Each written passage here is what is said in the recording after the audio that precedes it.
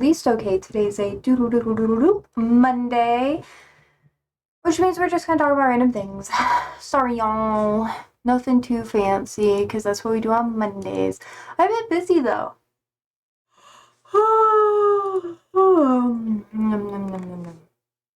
It's just been like a day, but it's not too bad. Not too shabby. There's not really a lot going on. I was like, should we do reacts or whatever? But I don't know. I was watching the latest like Jubilee video, and I was listening to it at work, and I was like, oh my god, they argue a lot. I kind of like arguing, like a little bit, but I have to like flex those muscles. I'm thinking about like having like a debate here on Twitch. I feel like it'd be fun, but I'm kind of mean. I'm just like, oh, you really believe that? Okay. I'm not always like the nicest about it. I'm like, why do you believe that? It's like, because you're supposed to win. But I feel like winning is when you make them question themselves to the point where they're just like, they can't defend their argument anymore. But that takes time. Like, you can't really, it's hard to do that in a fast paced debate. Because usually it's like you want to get those like one liners that are like, you suck. You suck. That's fun. I know, I'm in like my more professional clothes too. I feel so awkward wearing this on stream, but then I was like, we'll just keep wearing my shirt, my laundry. I'm doing my laundry.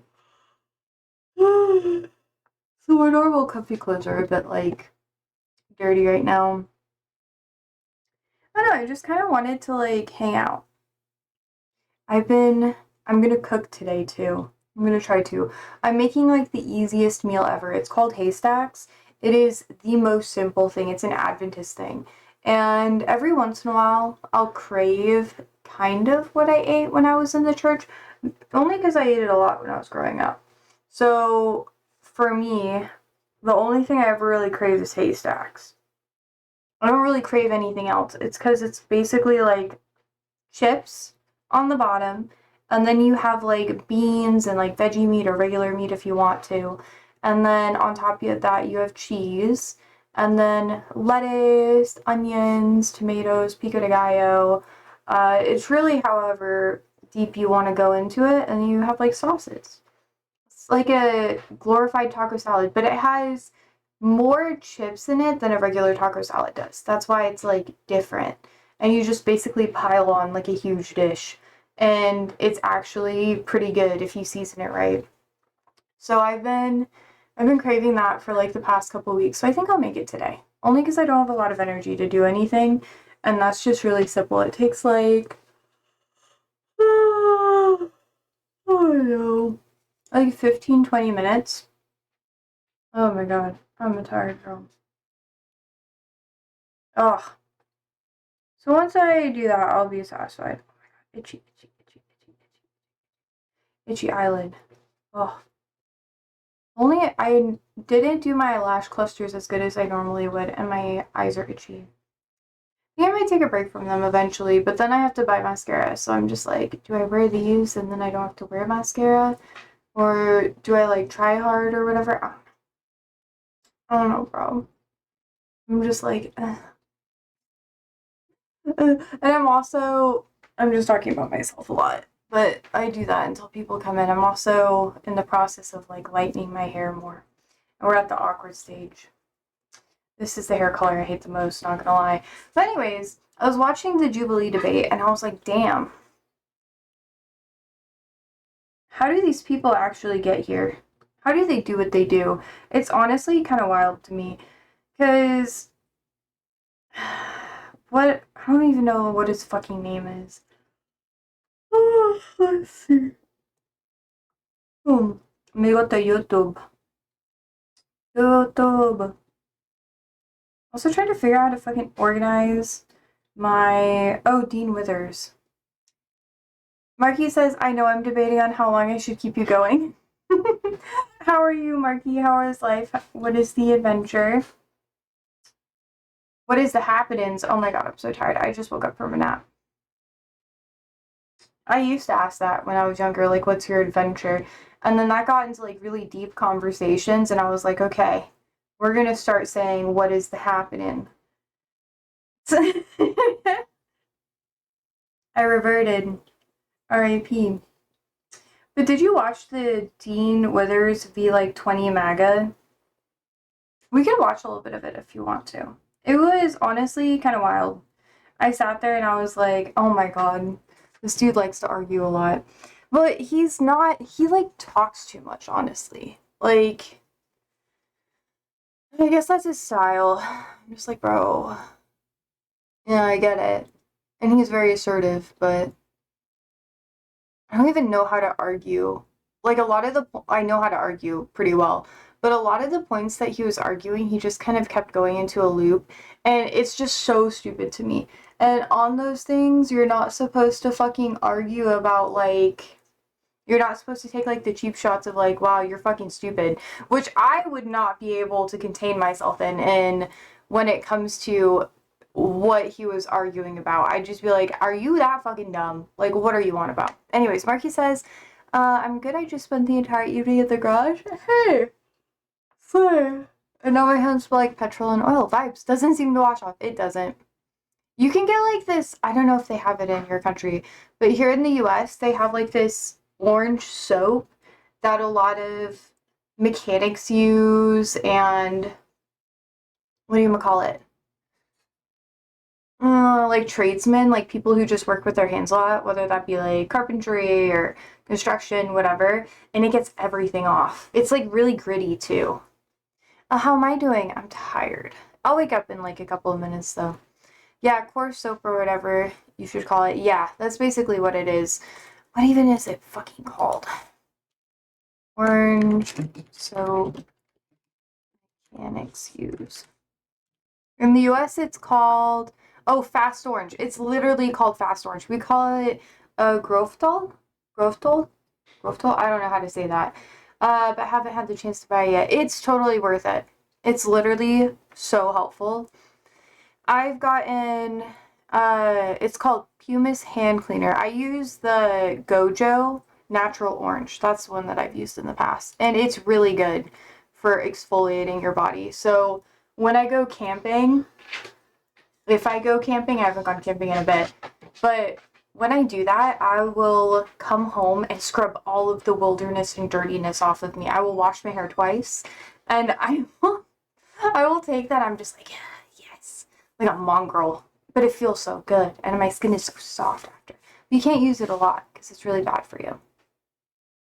Anyways, what have you been up to today besides that? I guess you don't really have a lot going on because you're on break right now. God, I envy that. That's so nice.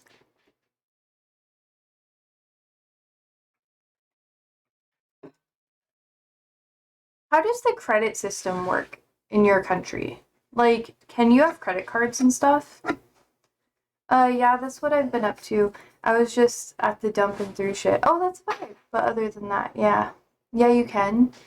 Do you have to, you don't have a credit score or anything like that, right?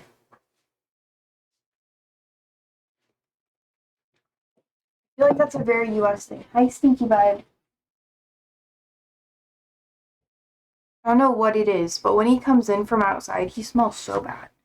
Oh, we do, but isn't tied to credit card usage. Oh. Wait, how does that work? Can you explain it to me? Oh, he's so cute. Hi. Hi, Siri.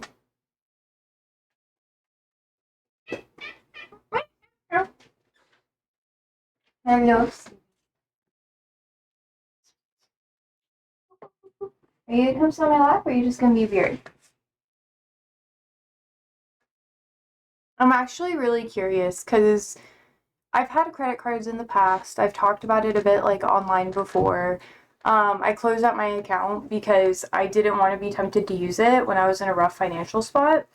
But I have them again, and I've been building up my credit score and everything, as one should. But it really depends on who you are. Oh, is that the new toilet seat? Oh, yay! Yeah, our toilet seat isn't really broken. but it grows mold, so Andrew's fixing it. I'm so happy. Marky says, oh, hi, Tahami. I bet you're going to say that too. How are you? How's life? What is the happenings?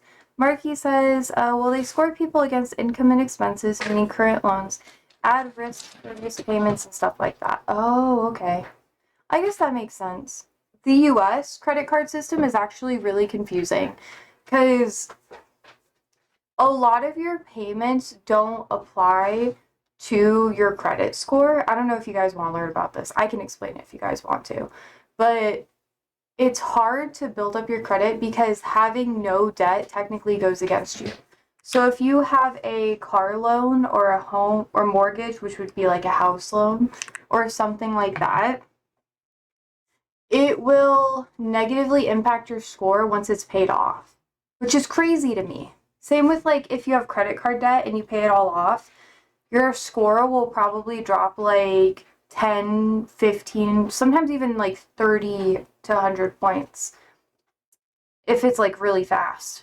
Tommy says, it's all good, thank you. Actually, it's the best day for me. We won a match finally. I know. Congratulations. I hope you're having a good time. We're talking about credit scores. Do you have credit scores in Egypt? Marquis says, yeah, that's the main difference between you guys and the US. Us not having a loan will actually improve the score, which is nice. It's really confusing. So, like, I'm not going to get involved in, like, 2 of my personal finances. But I really want to up it because, like, my job, this is something that's different here in the US than a lot of other countries. But if my credit score was lower than, like, 600, I wouldn't be able to have the job that I have right now.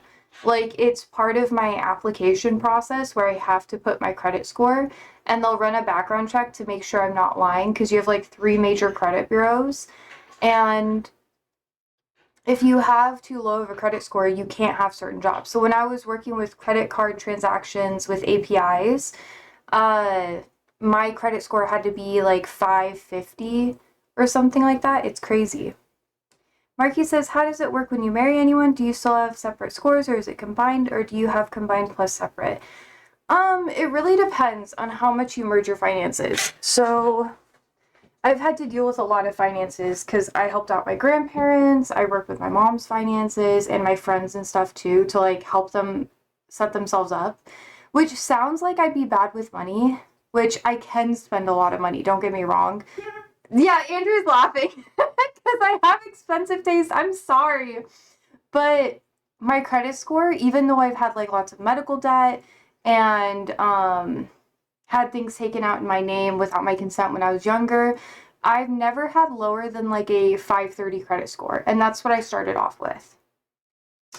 And anyone should be someone. I'm fucking tired today. You're gonna have to bear with me. No, you're good. You're good. It's late for you.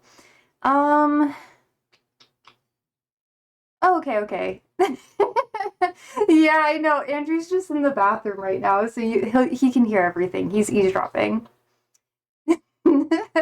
But I'm actually very serious when it comes to my credit score and stuff like that, because if you are in a really tough spot, like medically speaking, where you have to take out a loan to pay for your medical bills or something similar, you have to have a decent enough credit score in order to do that. So it's kind of like a form of insurance for yourself. When you're married, that's when things get complicated. You technically have your own score, but what happens is like joint assets. So like if you take out a mortgage together or a car loan together or something like that, which you can do in most states, I think in all states you can do some combination of that. It just kind of disqualifies you from certain ones. But anyways, it's kind of like having a co-signer. Basically, you have like a primary person and a co-signer. But it can positively and negatively impact both of your scores with how things are paid. But what gets complicated is when things are sent to collections. So like, let's say I'm married and my spouse, they have a lot of debt, like a fuck ton of fucking debt, and then it gets sent over to collections. I would then have my credit score impacted because I'd be liable. So there's a joint assets issue that kind of happens when you're married because you're legally tied to one another. But it's only when their debt gets sent to collections that it starts negatively affecting you. So like, let's say Andrew and I have a joint like phone bill or whatever, but we have separate credit cards, or like, I don't know, maybe, or like me and my like spouse or whatever has that, right? The phone bill, if it like went to collections, that would impact both of us if we weren't married, you know? But our credit card debt would be individual if we weren't married. What gets complicated is common law marriages, and that can be disputed in court systems where, wait, is 530 score relative to? What would be a normal score versus good versus bad score? Okay, so like the highest score you can have is an 850. That's the highest score. And the lowest score I've ever heard of someone having is like 330. Like 330. I know. Is Ollie messing with you, Siri? He's being so cute. Oh my god, everybody's here. All the boys are here. Boys are back in town. But yeah, so like 530 would be considered poor. Right now, I have a 650 credit score, which isn't the best, but isn't the worst. It just means that I qualify for more loans. I qualify for a lot of stuff. Like, the highest score that I've had, like when I had my credit cards and I paid everything off, was like 710, which is really good. But once you get to the 800s, it kind of doesn't matter. Why not just do 0 to 100? Now let's do 300, 850 fucking freedom units. Well, no, it's like you can technically have a 0, but it kind of like it's hard to have a 0 because you'd have to have like a fuck ton of debt. And having debt inherently increases your score, but you're not paying for it on time, so that's what lowers it. So it's almost impossible, but it's not technically impossible to have a 0. Boys are here because they love credit score combos. Yay, I know. I know.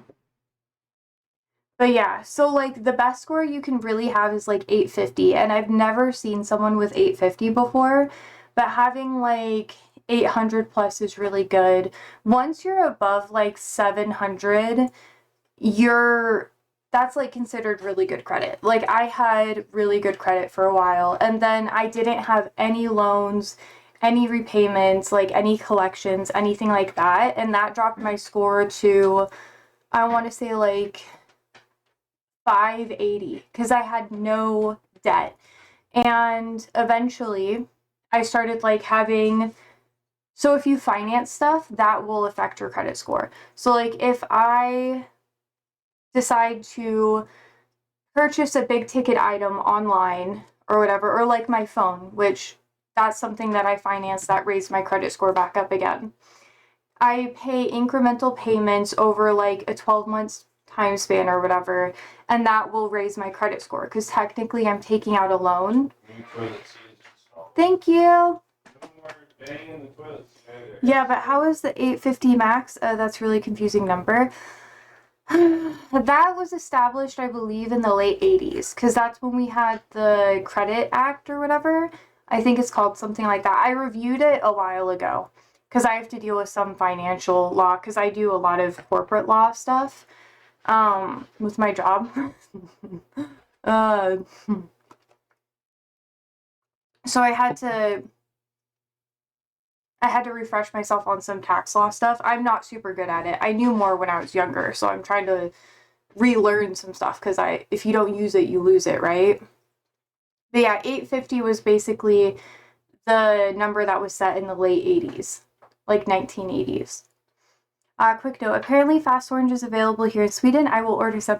Yay! You'll like it, I promise. And your girlfriend might want to use it as an exfoliator if she doesn't use chemical exfoliants. It's very nice. But that's what's like really confusing about our credit system here in the US. So like another thing I want to add is if you don't have a lot of credit, you have to start off with a very small credit card. So Like, oh, one of the credit cards I have right now, it starts off at like $500. Like, that's how much I can pay out. But it gets complicated, so I'm not going to dive too deep into it. But there are two things that like come into play. So a lot of people, they think when you have a credit card, you just have to pay it back by the end of the month, but that is usually not the case. So usually about like in the middle / like beginning of the month, depending on the credit card agency you work through, there is a date where they report your finances to the credit card bureaus. So if you have a lot of outstanding payments before you pay everything off, like at your bill time, it will reflect poorly on your credit card score or your credit score. So like, that's why people recommend that you don't take more than you don't pay more than like 30% of what you have available to you on your credit card. This is like financial like advice right now. Which I know you guys are probably like, Josie, why would you give me advice on this? Like, it doesn't seem like you'd be good at it. But with all the crazy shit I've had to deal with, I'm actually pretty good with finances, which is actually insane. It's just getting a steady income stream for me has been, it's like harder because I have ADHD. So I just usually have lots of miscellaneous jobs that I work with instead of one consistent revenue stream. But now I kind of have that, and I have that from time to time. Anyways, but yeah, so let's say my card, which is like one of them that I have, is maxed out at 500. But I like that card because I don't have to pay something every single year to have it. So it's just a card that I have. But because the max is $500 and I shouldn't spend more than 30% of it, I can't really use it for a lot of things. She explained this a few times before and I still don't get it. It's complicated. Yeah. And there's different scaling to it. So if you want to have the maximum credit score that you can possibly get, you should actually not spend more than 9% of what is available to you on your credit card. And you have to have it pretty much paid off every single month. It doesn't matter at that point. Like if you're under the 9% range, it doesn't matter if you have it paid off before it's reported to the credit bureau because you're using such a small amount. But here's the catch. The longer you have a credit card and the more you stay within like less than 30% to like the 9% range, they will increase the amount of stuff that you can pay out. So like from 500, I'll have the option for it to be like maybe 1,500 and it'll just keep going from there. So like my old credit card that I had when I was in like, because I couldn't open one until I was like 19 because that's the age you're an adult here in Nebraska. I closed it when I was like 22 and at the end of it I could pull out I think $15,000 if I needed to. And I kept that credit line open for a long time for emergency funds. So like if something bad were to happen, I know that I would have access to that card and I would be able to pay it off. But if you want to open up a card with like that amount off the rip and you don't have a really good credit score or other credit cards that you have available to you, you're going to have a way higher interest rate. But yeah. Marquis says, don't you have situations where debit cards doesn't even get accepted? Like you're required to present a credit card to buy, rent, whatever X. Yeah, 15,000 on a credit card is fucking mental though. Oh no, the longer you have it, the higher it goes. So like if I were to have kept that open, and I'm almost 27 now, right? If I were to kept that credit line open, it probably would be up to like 35,000 right now. But I wouldn't use it because you treat it like a debit card. And what happens, which is really cool with credit cards, and if you're smart with your money, you can do this. If you're not, definitely don't do this. But you can get cash back on the things that you purchase. So if you're talking about like leveraging what you have with your credit cards, you can get paid to basically spend money. And that's why a lot of people are like, if you're good with credit cards, you should have them because you get paid to have them, and it increases your credit score and all that stuff. But a lot of people, they're not very smart with their money and they will overspend, and a ton of fucking people are in credit card debt. Like, a lot of your favorite influencers have credit card debt. A lot of the people that you see online have a fuck ton of credit card debt, and people are like, well, I don't want to be like that, so I'm just never going to open a credit card. And that can be bad too, because you were talking about like are you required to present a credit card to buy, rent, whatever. Like I said before, I wouldn't have been able to get I have to have above 600 credit score in order to maintain the job that I have right now. Like, if it dips below that, I could technically be terminated because it's within my contract. I work a lot with contract law. So if I show that I'm irresponsible with my finances, which within my contractual agreement with where I work, there's like clauses and exceptions for if it's like a medical issue, like if I have to take it out because someone died, or like I'm super sick, like God forbid I get cancer or something like that, like knock on wood, don't want that to happen. But stuff like that, I wouldn't be terminated for, but they wouldn't hire me after that. And the same thing also applies for if you're renting out places too. So a lot of apartment complexes, they will look at your credit score, and if your credit score is below a certain threshold, you'll have to pay more upfront or pay more in advance. So your deposit for moving into your apartment may be like up to 3 months rent plus a security deposit, which would be to cover like any issues with the apartment or where you're living. But the better your credit score, the less you normally have to do with that, and you can negotiate it lower. So that's why a lot of renters or first-time renters or people who have low credit scores, they have to have a co-signer, because it's like combining it together. So it's like, we don't trust just your assets. We would need to have someone else's assets to back it up. So yeah. If you have like over an 800 credit score though, it's a lot easier to do most things like renting, jobs, that sort of thing. But it is something that can be a qualifier and will disqualify you from many career paths if you have a low credit score. Sometimes they'll be flexible about it, but like my job, for the most part, is not. But yeah. Isn't that weird? So a lot of people are like, oh, I don't care about credit cards. I don't care about the system.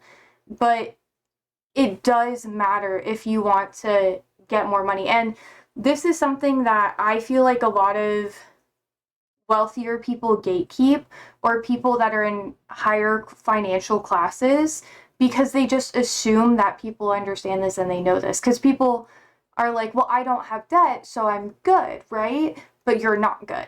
Like, you are not good. You cannot get the jobs that you want, go to the schools that you want, get the loans that you need to go to those schools if you don't have a decent credit score. And that can be a really, really big barrier to entry. And it can be very problematic. But yeah. Hi, George. How are you? How's life? What is happening? I don't know if I asked you that, but we're talking about credit cards. Which you know about this because you grew up in a time where we didn't even have like a credit system. But yeah.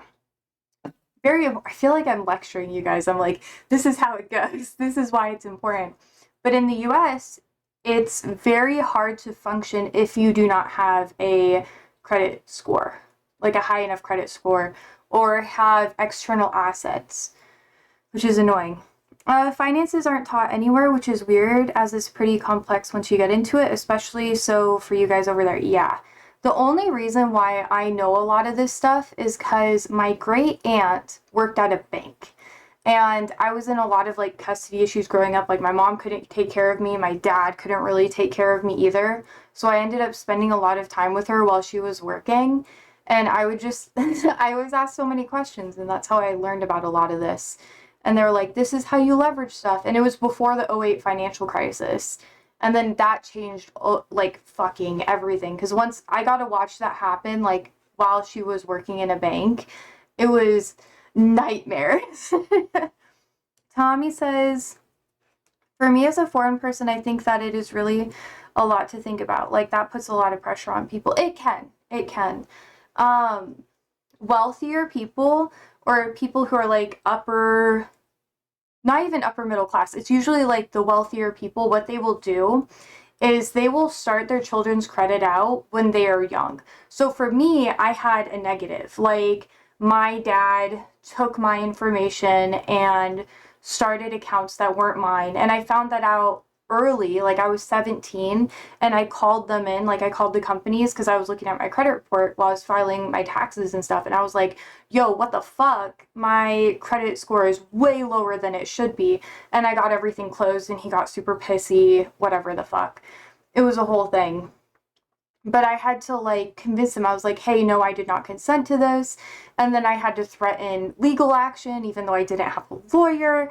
I was just I was doing all the things you were supposed to do. But I didn't know really what I was doing. I just knew that I had to like threaten an attorney to get them to do it. And then they took me seriously and they closed it down. But it negatively impacted me. And because I was a minor, I was like, hey, technically I didn't take this out. I want it off my credit report, which it took me, you have to do it instantly, like within a month of it going on your credit report. Otherwise, it will still partially be there. So if you're in the United States, you need to check your credit score every month, like literally every single month on the dot. Like, I check it twice a month. Let's see. George says credit score also has an impact on your insurance cost too. Yeah, it really does. So like, the higher your credit score, the lower your insurance cost will be. So my car insurance was less expensive when I was like in the high 600s, like 710 range. I think I was paying about $50 a month for my car note, or not car note, but just my car insurance. And that's like really good. It was an old car, which made it easier. And it was like, granted, 5 or so years ago, but I really didn't have to spend a lot of money on it because I had good credit. But if I had lower credit, I could, like, I know people who have like a 550 credit score and they had like a similar car to what I had, and their rate was like $80 to like $120 a month. Like, that is insane. But that's what they do. So it impacts your car insurance. If you have, I don't think it impacts your health insurance as much unless you're, it gets iffy if you're an independent contractor. So you have to get your own health insurance through like the marketplace. So then they will look at your credit insurance, or not your credit insurance, oh my God, your credit score. But yeah, that's the only time it really comes into play. Otherwise, if it's through your workplace, then you just get what they have available to you. But finances are so important for people to understand, so you don't go super overboard. I'm very fortunate that in my life, I have never had to take out a loan. And I will definitely, I mean, if I'm smart with my money, I won't have to take out a loan to continue my schooling, but it's something that I avoid doing. So like, if I have to take out money because I don't have enough money to do something, I don't want to do that. I only want to take out a loan or finance something if I know I'm going to have the money to do it, because that's when your credit score can be negatively impacted, and you always want to be below your means when it comes to your credit. I feel like this is fun. I love talking about financial stuff. It's always like interesting to me. But here in the US, you have to be really particular about it.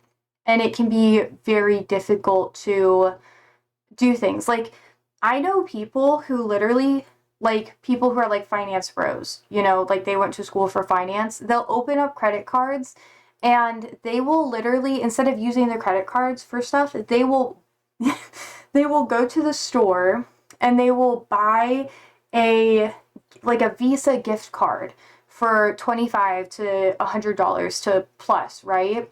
and then they will use that Visa gift card to pay off their credit card bill so they get money back. So that's like how credit card companies get you to keep coming back. They will give you like 5% back on stuff. So if you purchase stuff at a gas station, then you get 5% of that money back. That's why a lot of people, once you get more financially stable, they will pay for everything on credit cards because you basically get money back just for spending money. So you'll know these people, like you'll be able to clock them, especially if they're well enough off. They'll always want to take the bill at a restaurant because they get paid to pay for the bill, and then they'll just be like, oh no, just pay me back later, just pay me back later, because they get paid that extra 5%. And you can get credit cards where you have like a 5% flat out, but you usually have to pay like a yearly fee, which that can span from anywhere from like, those credit cards are usually going to be like $150 to like $500, $600 a year, and you get lots of perks for it. So then you get miles stacked on top of that. So with every purchase that you make, you get airline miles, so you can fly around for free. It's like, people always wonder how like rich people, they get to do all the things that they want to do, and it's like they just get free money all the time. That's what this system does. So that's why I always encourage people to learn more about it, because I'm like,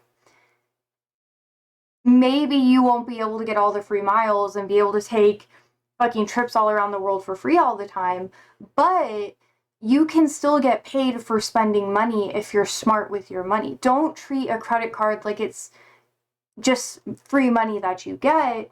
It's honestly like a good loan that you can have. So like, here's another thing that's really insane about credit cards. I feel like I'm explaining too much, but this is what wealthy people know and understand. If you have a credit card and let's say you max it out and you have a high interest rate of like 17%, that can be really common for like an intro credit card, right?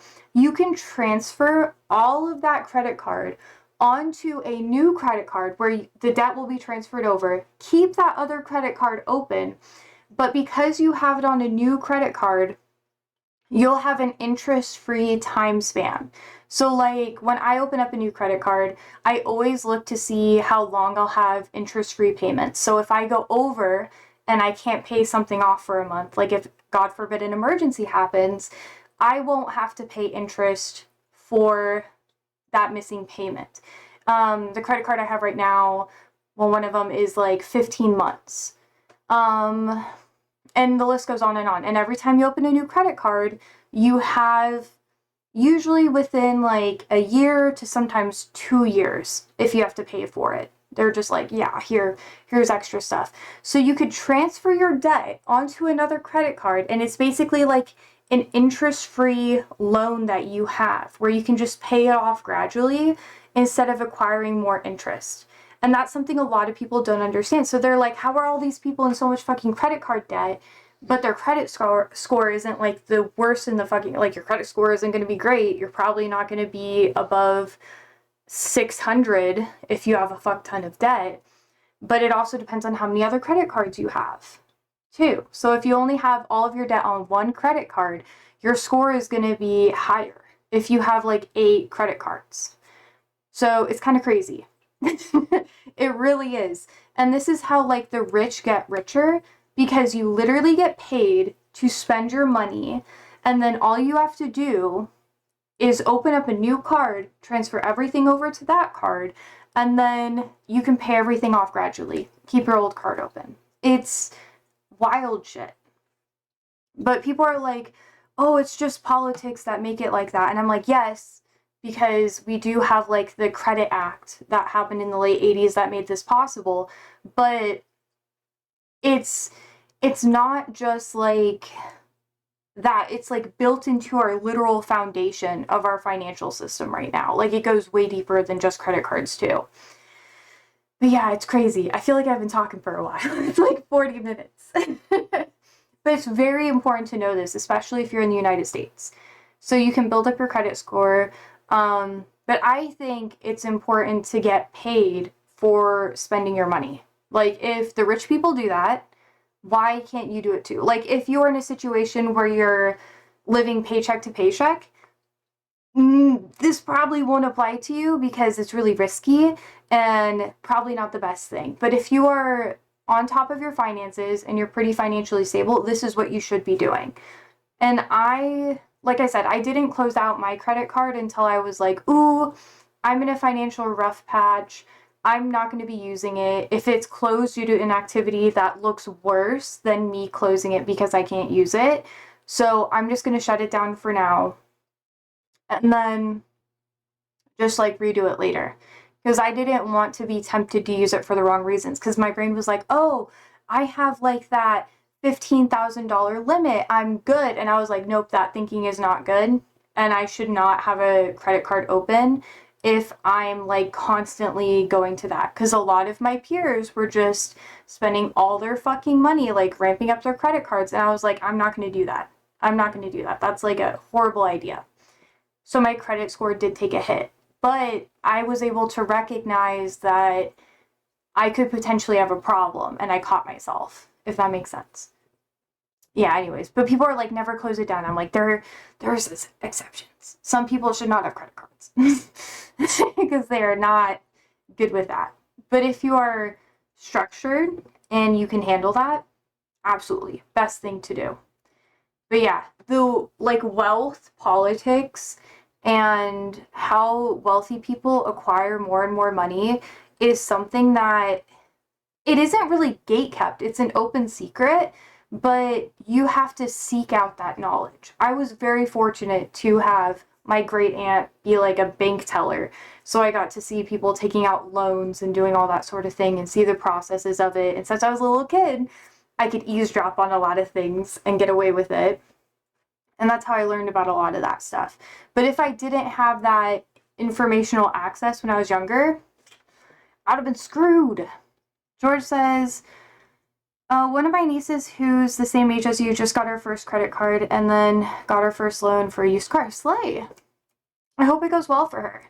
Like, I also want to mention that, yes, I am a socialist, but this is a big reason why I'm a socialist. Like, I don't personally believe that just because someone is a socialist or someone is left-leaning, that they shouldn't have, like, knowledge of how these systems work, because I'm not saying, like, be a part of the worst parts of the system or whatever. Like, I'm not encouraging that. But if you want to have security in your life, you have to leverage the tools that are available to you.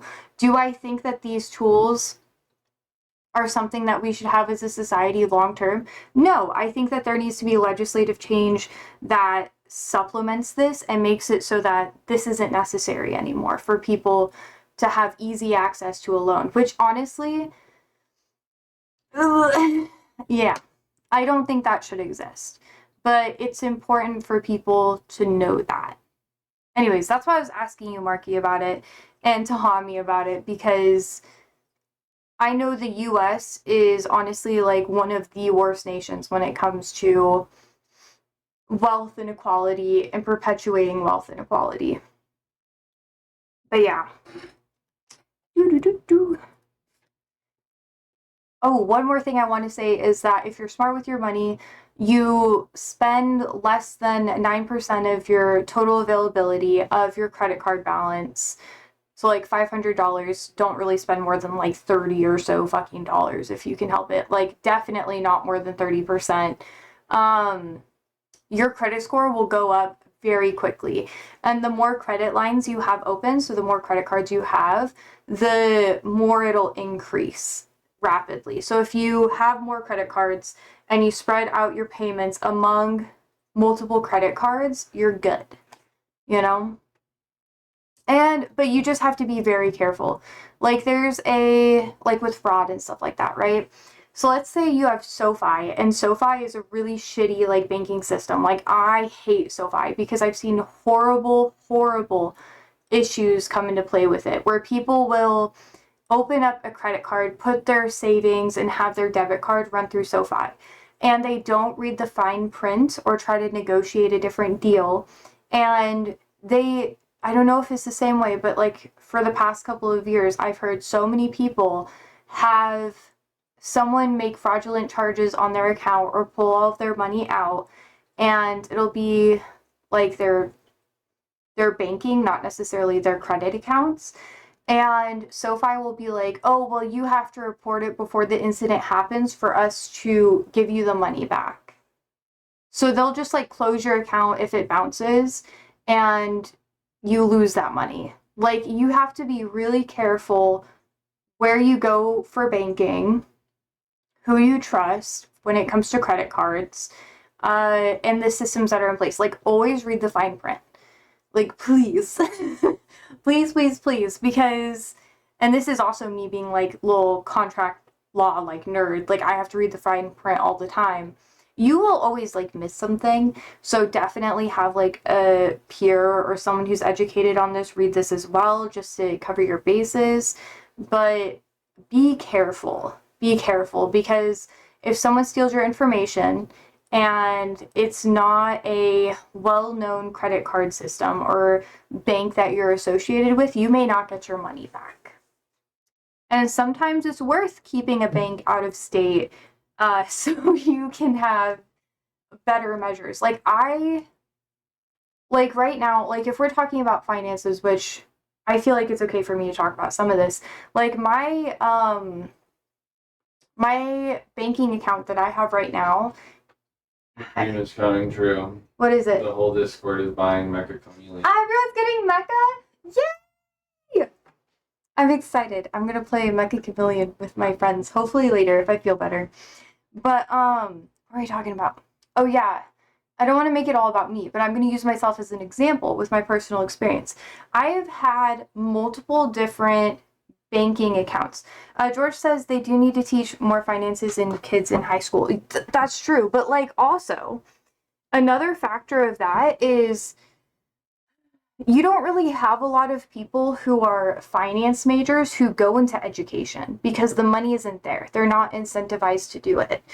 They're kind of incentivized to work for a company or a private entity to do like accounting or something like that. Like, the money in teaching isn't good. And because they're very financially literate, they're just like, I don't want to do that. So it's hard to get educated people to teach this. This is something you can learn in college, but I also agree that you should learn this in high school, but then it would defeat the benefits of the system because credit card companies profit off of people not understanding how this works and people having really poor credit scores, or even banking. Like what I was saying with the bank accounts, I have 0 overdraft fees for any of my bank accounts that I have right now. And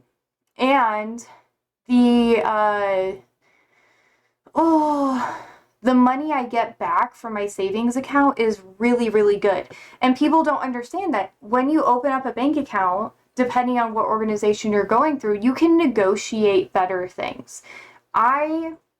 Technically, I would have to be overdraft for my bank account for 3 months for there to be an overdraft charge and for them to close my account. Like, this is just my checkings account. My savings account acquires, I think, 3-ish% interest every year on what I put in it, which is really fucking good for a savings account. And it took me years to like negotiate that down to get that how I wanted it. And it took me having a good credit score and all of that stuff. But once you have it, you're not really going to lose it unless you switch banks, you know? So that's really important to have. I also have amazing fraudulent protection, fraud coverage. I have checks on my account where I have to approve purchases over $300, regardless of who it comes from. And I can do that from my mobile app, or I can just call in and do it. And I regularly change my passwords. I do all of that stuff because I've had my identity stolen and things taken from me from my own family. So like, why would I trust other people with that, you know?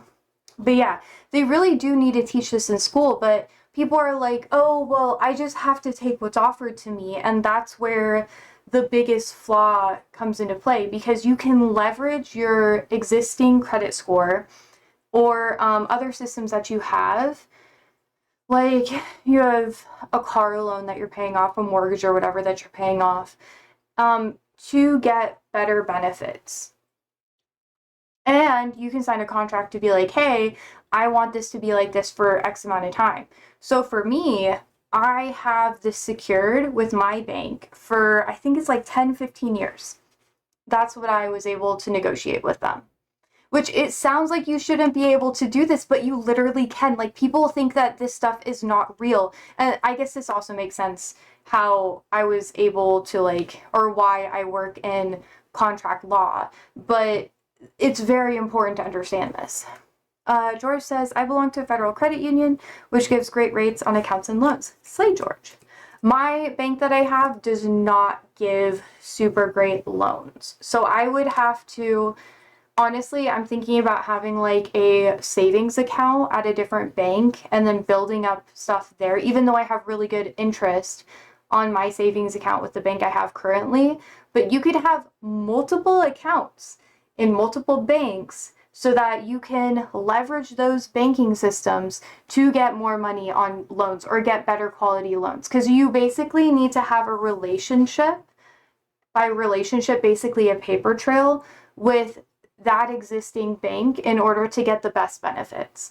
You don't have to be the richest person to get good benefits and good loans and stuff like that. You just have to have that existing paper trail.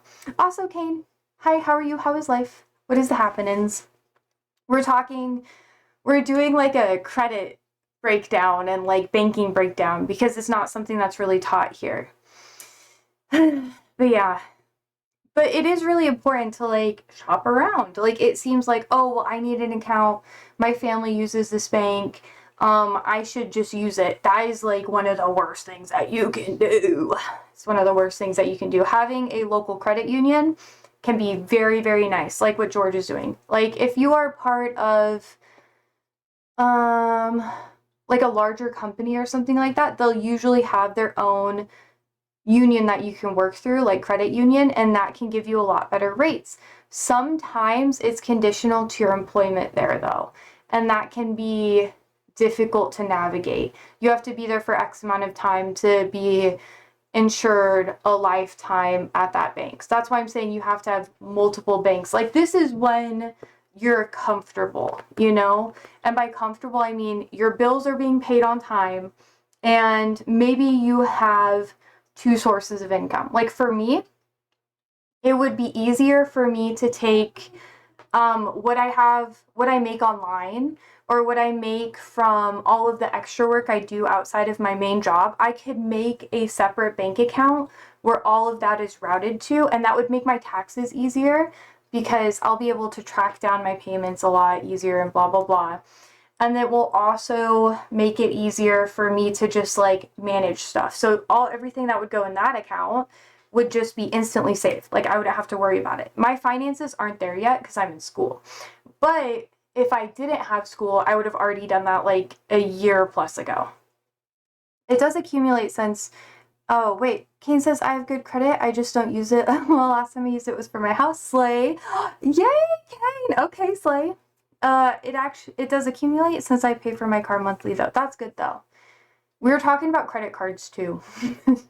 And how, like, when you have credit cards, you get paid to spend money. Like, they will, like, some credit cards, instead of just getting cash back, that's what they call it, like cash back for gas, or like one of the credit cards I have right now, every month I have to go in and select what I want to get cash back on. It's not flat cash back, but I think I get like a 2% cash back on any purchase I make. But you can get like the Apple credit card, which I don't recommend getting because they're going to be liquidated into another banking system. So that can get complicated. It would just wait on that. But if you have like an Apple credit card, you can get 3% cash back on everything that you spend, like all of your purchases. And sometimes that works better because there's no annual fee for having it either.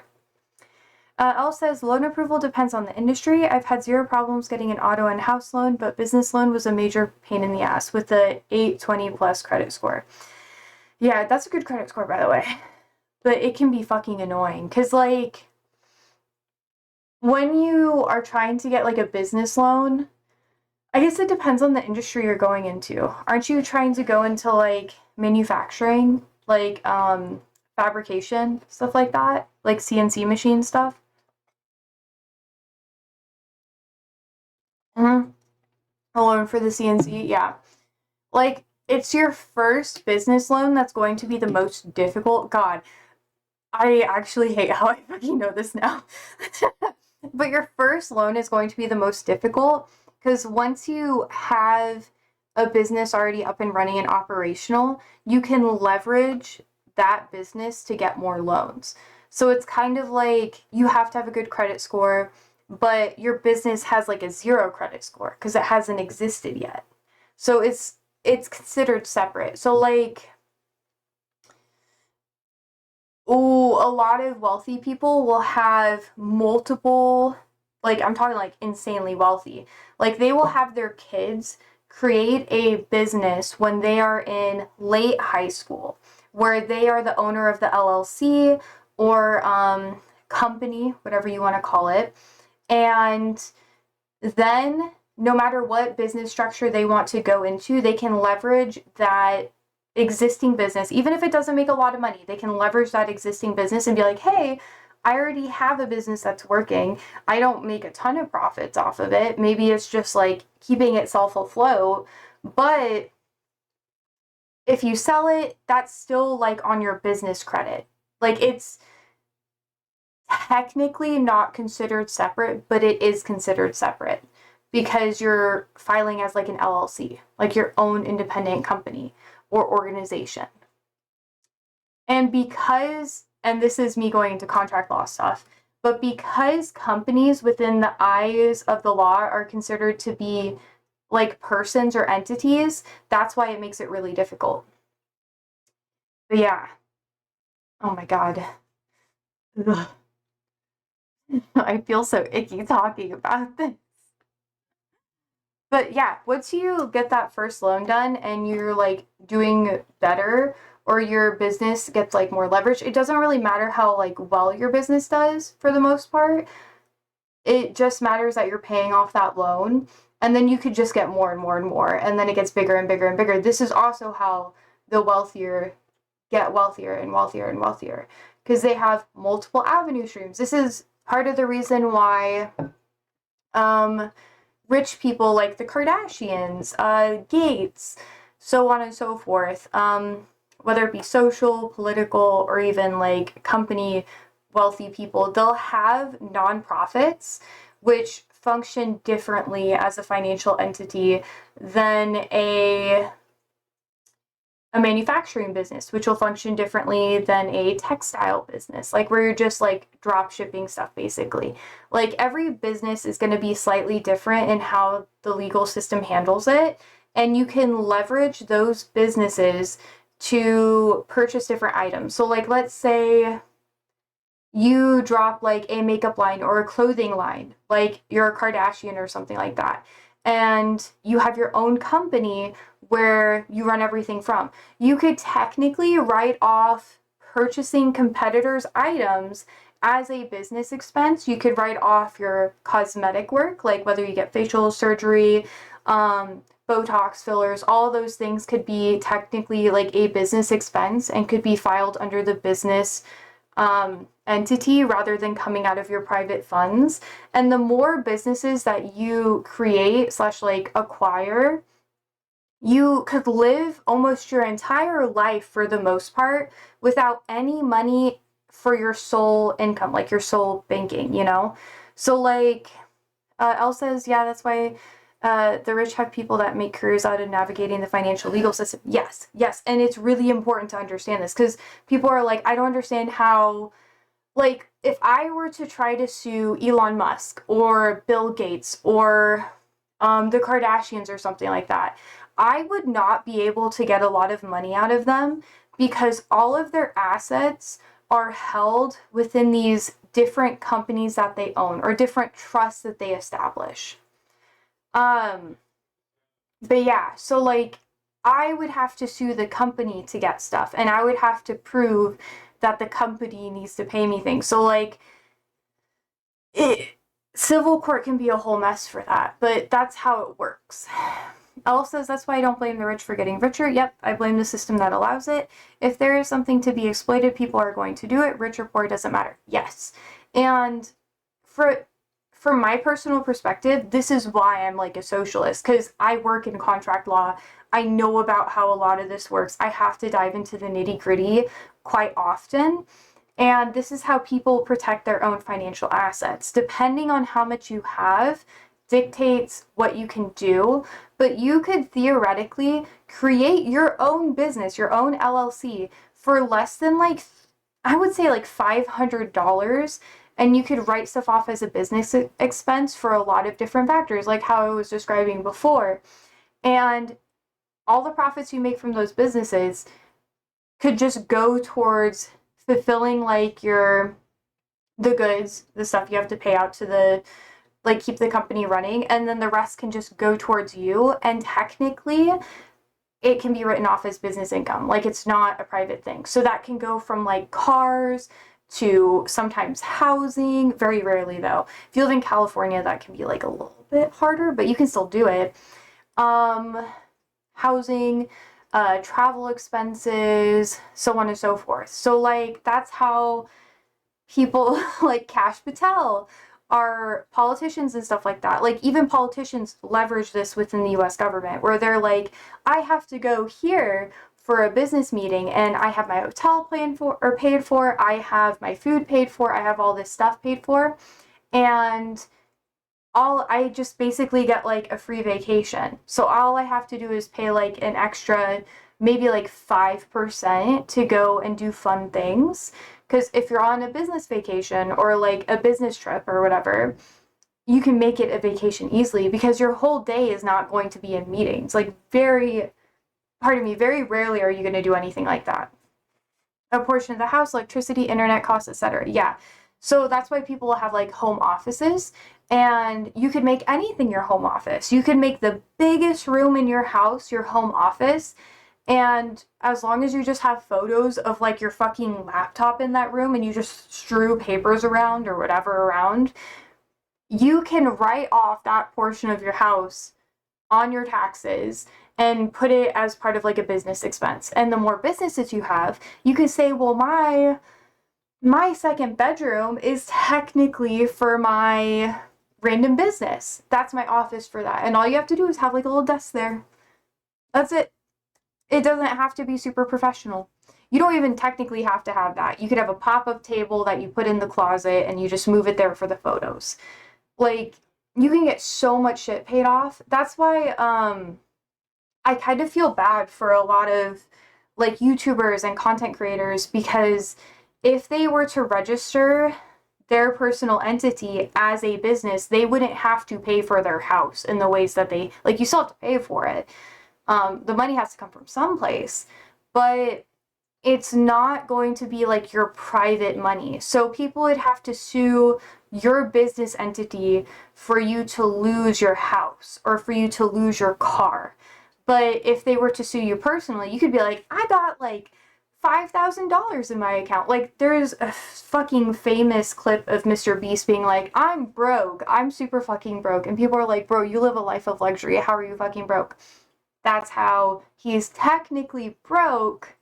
And if you were to sue him, you get fucking nothing. But if you were to sue his company, you could get quite a bit more money, you know, because that's where all of his assets are. And he probably has assets distributed into other small companies, like whatever, that we don't even know about as the public. Because even though companies have to be like publicly disclosed, if you build up a trust, you can leverage that trust and say, oh, the trust owns the company. I own the trust, but the trust owns the company. So then the company itself wouldn't technically go to your name specifically. So people would be like, oh, who owns blah, blah, blah, blah, blah. And it would just be like, XYZ Trust owns blah, blah, blah, blah, blah. And most people don't dive deeper than that to learn about all those details. And that adds like barriers of protection. So if your company goes bankrupt, the trust is liable for it. And then you just have a secondary trust where you put your other assets. So you could have minimal assets in that one, or move the assets so you wouldn't lose it. A lot of people will put their homes in a trust. So, like, if they can't attribute it to their business, they'll put their home on a trust, and be like, the trust owns this. And this is what I was trying to do with my grandparents, before like my grandpa passed away and stuff like that. I was like, hey, you need to move like your house to a trust and all of these things to a trust. So if you have like huge medical debt, like something happens when you're older, you don't have to worry about it. But my uncle convinced them not to. Makes sense now. But yeah, it was just like, I was like, hey, this is like what you should do with your finances to make sure they're the most secured. Because if you have a ton of medical debt, or you can't pay for things, you need to take out loans or whatever, they can't leverage your house against you. They can't, or it'd be a lot harder to do stuff like that. And then you could just say, oh, I no longer have ownership of the trust. And people do this instead of having wills as well, where they will put all of their assets in a trust, and then the trust will have a certain set of distribution for all of the relatives involved. And that's a lot smarter than having a will, because property taxes aren't as problematic. You don't have to give as much to the government. The list goes on and on. Like, this is loopholes that are very well known if you are financially literate. If you are not like financially literate, like if you're around the people who do that. But yeah, that's been around for quite a while too. Am I talking too much about this? Are we learning something, or is this like too much, or I don't know. But yeah, this is like, I never talk about this online, but this is something I'm very, very passionate about. And it's a big reason why I became a socialist. Because I was like, oh, like what Elle was saying, you're stupid for not leveraging the system that's available to you. And it's not that you're like stupid, but because if you don't know, you don't know. But once you know, this is what you got to leverage. These are the tools that you have in your toolbox. Like, you can get paid to spend money as long as you're smart about it. But if you have a lot of debt, you're really struggling financially, obviously this does not apply to you, you know? But yeah. Very important. George says, is there going to be a pop quiz at the end of stream? I know, I go into like teacher mode. A lot of the time when I stream, I'm just like, oh, teacher mode. Let's talk about this. Yeah, it's important to understand this stuff. Most of it will never apply to you guys, but like I said before, it's very disappointing to see streamers and people who get a large amount of assets through like online stuff and they don't leverage what's available to them, because I feel like a lot of them just don't know. And they'll go for like accountants that maybe aren't the best, that help them with their finances, that may egg them in that direction, but they'll be like, no, it works as it is now. Why do I need to do that? And I'm just like, it's not all just having a stock portfolio. There's layers to it. Oh, also Bixby's here. She's mad that we switched on our litter box, so she peed on stuff. So I'm all mad at her. But I still love her. She's kissing up because she knows I'm mad at her. And you want to be groomed. But yeah, I know. I don't know what else to say. It's just important. If you guys have more questions, I'll try my best to answer. Like I said, I'm not really big on financial law. I'm more knowledgeable about corporate law and what do you call it? Like from my own personal experience and now my job, because now I have to do like prep for litigation and stuff like that, which has been an amazing learning lesson. And I have to deal with like accountants and, you know, all that sort of thing all the time. And I like to ask a lot of questions because it's like small talk. So I'm just like, oh, this fucking sucks right now. Like, I hate how we're all here, but let me ask about all this stuff so you don't hate your life. Because a lot of people, they like to explain how they're knowledgeable. It's kind of like bragging rights, you know? They're like, oh yeah, I know a lot about this stuff. And they don't really get to use a lot of it or talk to people about it a lot. Oh, thank you for the follow. Thank you, Teru. But yeah, you have covered a good bit. All great information for the folks. Oh, you're back, bro. I hope it's good information. I hope that at least I spark some interest in it. And if you are good with your finances, I would definitely look at building more credit, doing that sort of thing. But yeah, I know you have missed me. I know exactly who you are, too. That's the meme. What happened this time? We're talking about credit and stuff like that, and debt, which if I think you are who I think you are, you're probably not into like loans and stuff like that. Because there's like religious reasons to not do loans or build credit systems and stuff like that. Like it's considered like haram, which I think is fascinating. So there's a lot of like Muslim majority countries that they would not have laws like this unless they're very capitalistic. Which is crazy. But it makes sense. Like, I get it. I guess it's also cultural, too. So I was talking to some woman and she either pretended not to understand or is very stupid, bro. But I think it is fake to try and win the argument. And they have these networks, if they ban you, the other channels auto-ban because they're connected. Oh, yeah, no. That's like if you're part of like a streaming group or club or whatever. I don't know what it's called. But it's something like that. What is that called? It's like a team or something like that on Twitch. Sometimes to be part of those, you have to give a portion of your revenue stream to them. Isn't that crazy? Because we're talking about a lot of finances. What were you even talking about? Like, what happened? Oh, Bixby, where'd you go? Where'd you go? Are we being naughty? Wait, legitimately, where did you go?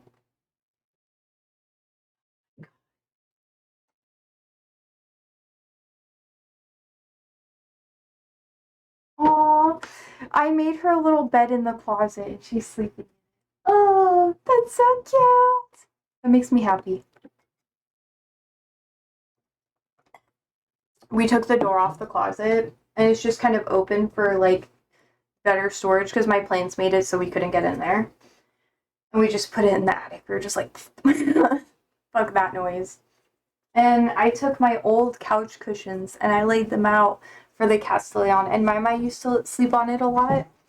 But now Bixby lays on it and she'll stare at me. She'll be like, she called me stupid and said that Elon Musk is genetically African. Bro. And I tried to explain the difference between genetics and nationality, but she's a denier of genetics. Oh my god. And then I called her stupid back and she banned me and said, you have to apologize for being rude. Bro. I feel like you gotta be able to give it. Like, if you're gonna give that shit, you better be ready to receive it. Like, if you're gonna be a fucking bitch, then why would you be upset when someone's being bitchy back? How could someone argue that? This is why, because I've been encouraged to like apply to Jubilee and stuff like that because my friends are like, you're good at arguing, you already do social media stuff online, like you should do it, you could go out there and film and stuff. And I'm just like, I don't know if I would have the ability to not call someone stupid because you're not allowed to do that. And I'm just like, oh my god, I think I'd be subtly very mean. I don't think I'd call them like outright like stupid, but it'd be pretty fucking close. I'd be like, oh, you clearly lack the education to understand this, so why am I arguing with you about this? Oh my god. That's why I've been watching more Jubilee videos, because I'm like, is it worth it? I don't even know if I'd get on. But we don't have to talk about that. What other arguments have you gotten into? I'm going to call you Teru now, even though we all know who you are. Hi, Sammy. Hi, handsome. You're like kind of a debate lord. I'm surprised you don't stream. Or like start up your own platform. I think you'd have fun with it. You just rage bait people. You might get banned though, honestly. But it would be Twitch banning you and not other people. So it's a little bit harder to have that happen. So you become a bigger streamer. I always forget I gotta wait for you to reply. Oh my god, they're being so cute.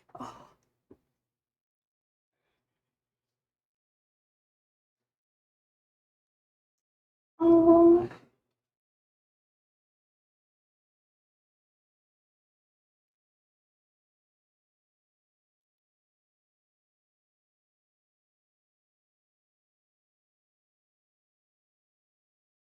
Anyways, I'll be patient, Teru. Streaming has made me more patient with people. Most of the time, I feel like it can just be easier to shut down. There's different tactics for it. Teru says, it's not really rage bait. These people are fascinating to me, period. I doubt whether it's lack of intelligence or they really think they can make me seem stupid by acting like they don't understand. They all have the same symptoms. They talk extremely fast, read faster than they can manage, change the words of your sentence, and don't understand basic logic. Yeah, well, I think there's a lot of truth to it. I think a lot of people, like when they argue about stuff, they're not really looking for information or to understand you. They're looking to prove their own point. So they're going to take whatever you give them and filter it through their current belief system and try to use it to reinforce that. So if people can't find something that's more in depth, they'll just go for like the really shallow, quick thing, and they'll just be like, well, you're stupid. I have a video of the Elon Musk lady. If you want, I will upload it to YouTube. Slay. I mean, fucking do it. Send it. I feel like you could do that because it's public facing media, you know. But you should react to it. Okay, it's rendering. Oh my god. But you might get it taken down if you don't react to it. That's why I'm saying you should do like react videos where you talk to people and then you like do commentary over it and pause it every once in a while so you have the rights to actually use it. She got so mad and thinks I'm a racist for saying Elon Musk is European genetically. Oh my god. People, like, a lot of people, they'll just say that because, I mean, I try not to think that people are stupid. I know that people have some form of intelligence in them, you know? But that's where you got to go for, like, did you have an education in genetics? Like, have you actually studied genetics? And, like, dive into their stuff and honestly destroy their credibility. That's my biggest debate tactic. Because I'm just like, okay, is it even worth getting mad at you right now? Because talking to someone who is not educated in something can be a brick wall. And if they're not trying to be understanding, you're just going to keep hitting friction and you're going to rage out. Like, most people can't handle that. They're just like, I'm going to fucking yell at you because what the fuck? What the fuck are you on about?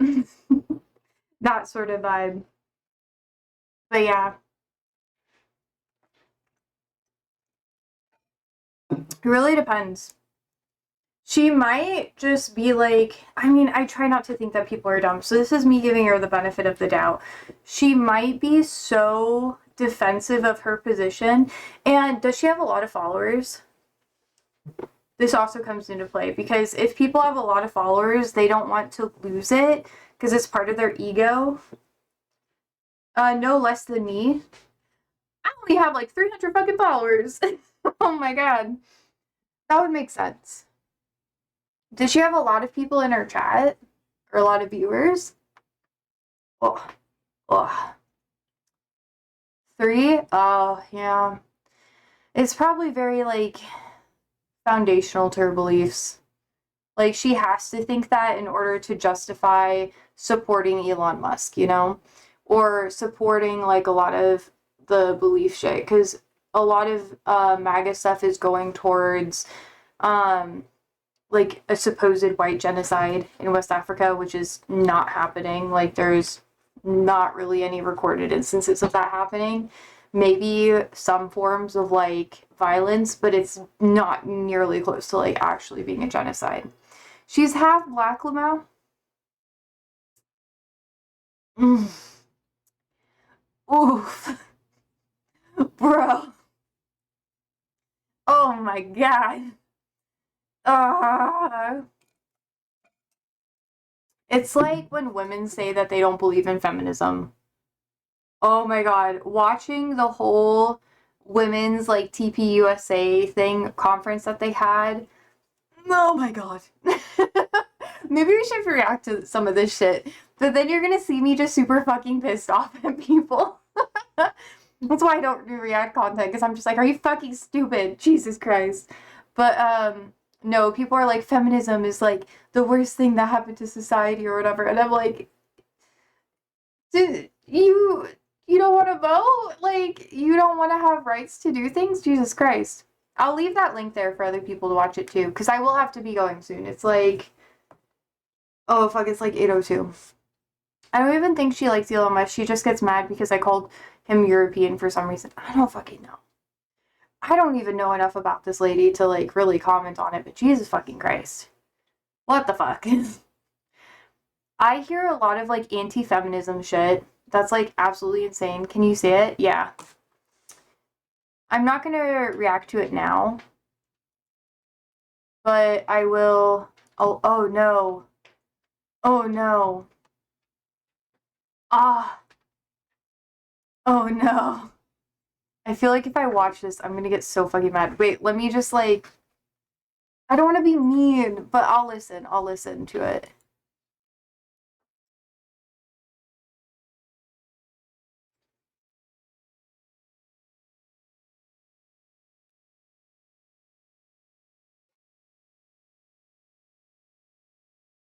Oh no.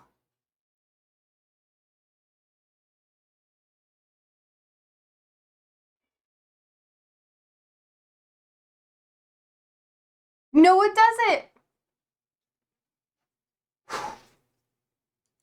Oh my god. I'll play the audio. There's like some stuff in the background, but I'll play the audio for you guys. For some reason, you're stupid enough to think that if I was born in Europe, I wouldn't have European genetics. Yeah, that's the thing. Yeah, genetically European. Yeah, they would be genetically European. You are conflating. She's playing a game, by the way. European with white, okay? And we do not believe the same things. That's why you think that you are winning. Genetically European means that you were just born in Europe, okay? No!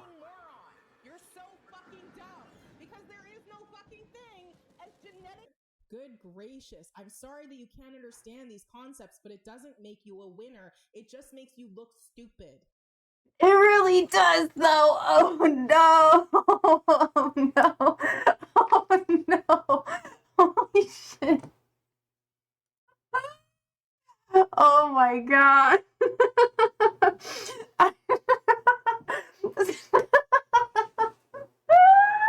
This is why people like try to get physically violent with me, because I'll laugh at them in their face. I'll just be like, what are you talking about? Holy fucking shit. Oh my god. I can't believe she said that. I cannot believe she said that. Oh my god.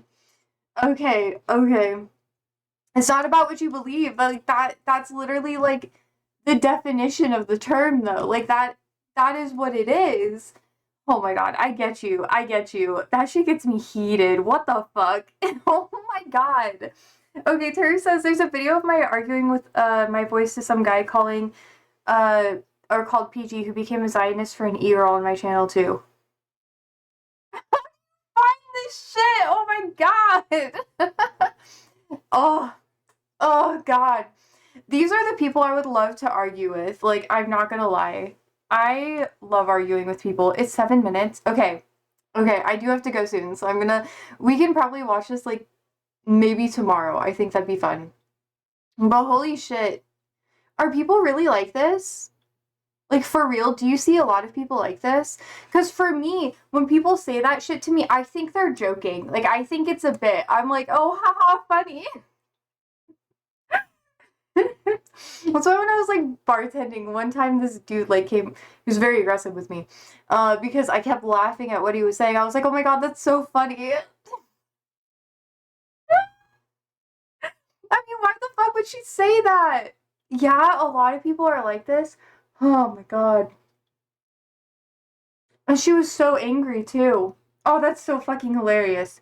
They gaslight me into thinking that I'm going insane sometimes. I think they're deceiving me with fake dumbness. Ah! Oh my god. There's this one person that got really popular online where she was like my therapist, or I think it's like she said her psychiatrist was fucking in love with her or something. And she kept talking about how she thought her psychiatrist was trying to seduce her, and it was him being like professional with her. And she was like, I talk about all of my deepest feelings and stuff like that. And her entire chat was basically like, no, no. And all the comment section was like, no, that's just what therapists are supposed to do. Or psychiatrists are supposed to listen to your experiences and evaluate your response and then treat you from there. But she went so fucking crazy with it, like off the wall nanners. And she built up her platform with that, of people literally like using her as a lolcow or believing what she was saying. They're like, no, it's so true. And I'm just like, oh my god. Oh my god. Watching that made me go like, okay, maybe people are more dumb than I think. Cause like, that shit ain't romantic attraction. That is them doing their job. If they were to try to be like, hey, let's go out, let's do things and like break the professional barrier, then yeah. But these are rules that you can literally look up online. So I'm just like, are you fucking dumb? Like, what are you doing? Holy shit. I'm so sorry, Taru. I used to be like, why are you so upset about things all the time? But that shit would piss me off. I mean, I just can't take it seriously. Like, maybe they're doing it for attention, but she has, like, no followers. Well, I mean, no offense to her. Like, it's okay. People can build their platform, but it's going to be hard to build a platform off of that. Oh my god. I'm so sorry for her. I mean, some people have, like... I mean, I'm not trying to say she's disabled. I'm not... This is outside of that. But there are people who have, like, disabilities where they can't get it. And I, like, get that. But for me... I'm just like, there's something going on there that is like, you either have not been taught anything related to this in your life, or you decide to speak on things that you know nothing about. Like, what are you on about? And people will fucking gaslight you. They'll be like, no, it's like absolutely true. Oh my god. When I used to get into a lot of political debates when I was younger, people would fucking gaslight me. They'd be like, no, but it's like this. And they try to like use your emotions against you. And this is like easy tactics that so many fucking people do. They'll try to use your emotions against you.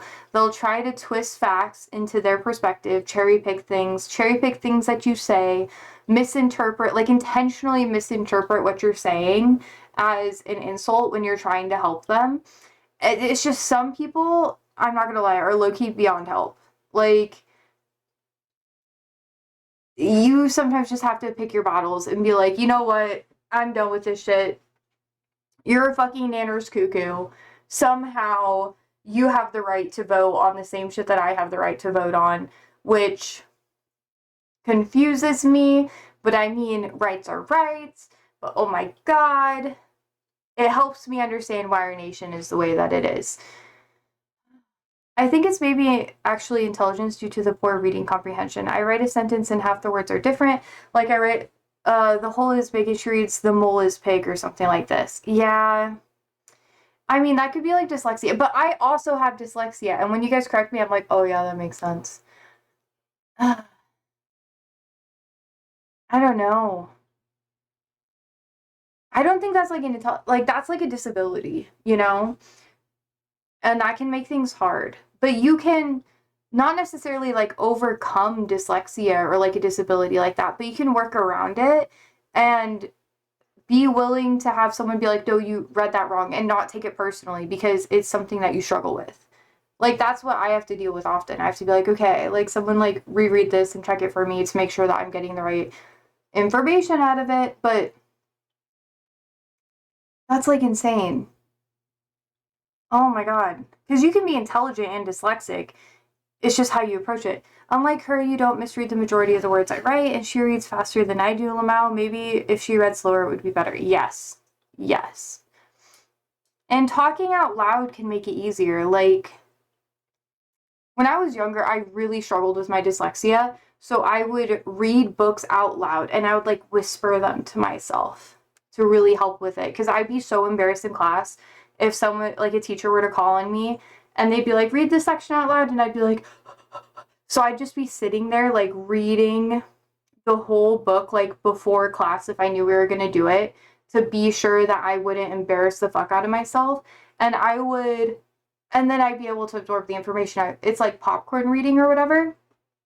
And I would be like, okay, if so-and-so is reading this, I'm going to read, like, the next couple pages, and I don't have to worry about not focusing on what other people are saying because I read it ahead of time, you know?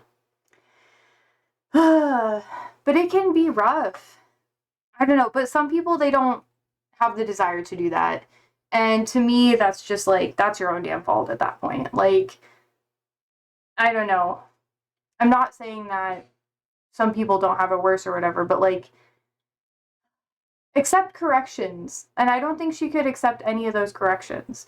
And some people, like, God, there's like fucking mental illnesses where people just cannot have reading comprehension. Like, it does not exist for them. Like, people who have manic tendencies or have issues regarding mania or like psychopathy, they will not be able to have reading comprehension. They will take anything and twist it into their perspective. So they will read something that basically doesn't fucking exist. It's not like, oh, I see parallels between this topic and this topic. Like, they will literally read the same thing that you read and get something completely different out of it. And you're just like, where the fuck is that coming from? Like, can you explain it to me? And there is no, like, well, it's similar to this because of this and the structure of it. Like, it's not, like, linear like that. It's very much like they're just coming up with shit. And that's what people, like, therapists will use that as a test for people to see if they're manic or to see if they have psychopathy issues. And also drug use can make people like that too. It's crazy. So yeah, I don't know. I feel like, sadly, she might be struggling with some of that shit. And I'm not trying to be like a complete bitch, but like, and make assumptions, but it's usually like substance abuse, a disability, or something like that. Hi, come here. Come here. No, I see you. Yeah. Siri is being really annoying. Why are we doing this? You want to be held? No, he wants food. There's the Siri neons. But yes. We could talk about this forever. But even then, it's like, how much of the benefit of the doubt do you give to people like that? Because at that point, arguing with them is just wasting your breath because they're not really going to be able to comprehend it. They're just going to be defensive because their mind is in like a totally different place. And people can get really aggressive if you fight them about it or argue with them too much about it. So you got to like pick your battles and be like, oh, okay. So that's when you go like, oh, I understand what you're saying, but I don't agree with it. So you can like validate that they're having the feelings that they have and the beliefs that they have, but you can be like, I don't agree with it at all. You know, and that's how you're supposed to approach people like that. Supposedly. I don't know enough about that though. I mean, I kind of do, but yeah. By the way, the PPG guy is hilarious. He chases after all these random Russian women and it never works, but he keeps pretending he's in a relationship. No! Get outside, bro. It'll be so much better if you just, like, leave the house. Ugh. It's like how incels don't really exist. They'll be like, women don't like me, women don't like me. And I'm just like, maybe there's a reason why women don't like you. Maybe it's not women that are the problem. Maybe you are the common denominator here. I don't know. But anyways, I guess it's time for me to go. Now. We could talk about this a lot, Teru. I don't know if you're going to be here tomorrow. Oh, I have like a work field trip thing. It's technically not a field trip, but I have to be out of office most of the day tomorrow, so I won't be able to.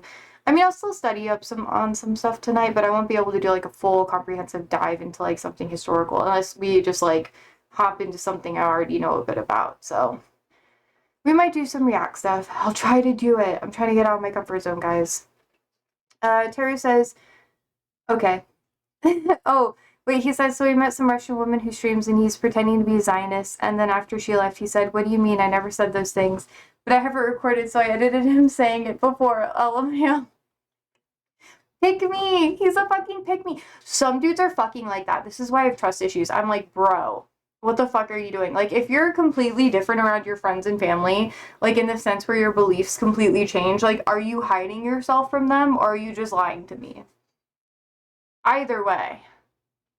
It's like being with a closeted person and you're gay, you know? Like, nightmare, nightmare, nightmare. Like, that's some shit you gotta work out on your own. Like, being your authentic self. But whatever. Anyways, it will be funny. Bro, I can't take it seriously. I'm just like, they're trolling. Like, this isn't for real. Like, I just have such a hard time believing that people are for real like that, or I think they're disabled. I'm just like, oh, you're just like disabled or a grifter. Like, there is no in between. Which seems so fucking mean. Because I'm just like, or you just don't have the information. Like, some people genuinely try. They just don't have all the information. But they won't seek out more information. And I'm just like, oh, that shit's spicy. But today was fun. I love talking about financial stuff and financial literacy. It's very important for people to understand. This is what we were talking about earlier. So, I actually might upload this to YouTube because I feel like it'll be helpful knowledge for people. Because it's use it or lose it, baby. I don't believe in capitalism like that, but if you want to accurately criticize capitalism, you can't just be like, oh, fuck the tools that they have and not understand them. Like, you have to, like, actually take the time to learn it and dive into it, see how it works, and maybe even participate yourself to see how it works. I'm a very much learn by experience person. So please, please, please, financial literacy is important because otherwise you will get really fucked. Really fucked. And you gotta know what to go after if someone fucks you over too. Especially if they're well off, you know? Anyways, thank you guys so much for hanging out with me today. Hope you guys have a wonderful day. And it was nice seeing you, Taru. So, sleep well, stay safe, stay alive, and tits!